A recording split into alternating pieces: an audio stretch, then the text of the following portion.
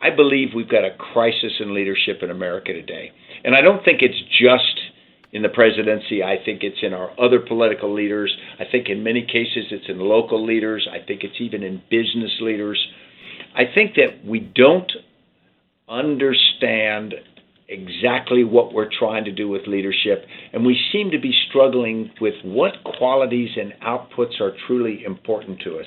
And so I think a national conversation on leadership is important. And instead of us looking at the TV and looking at this person or that person and yelling or throwing stuff at the screen, we ought to look in the mirror.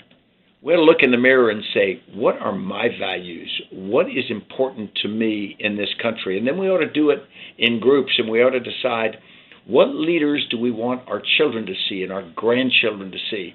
What do we want the basic fabric of the nation to be? Because we, as followers, have huge responsibility for that. Sometimes we say, well, people are in office, and then we just complain about them. But they got there because we voted for them. They stay there or they move forward because in one way or another, either through our active support or through our apathy, we don't get involved. And I think a national conversation on leadership is not only appropriate now, I think it's essential.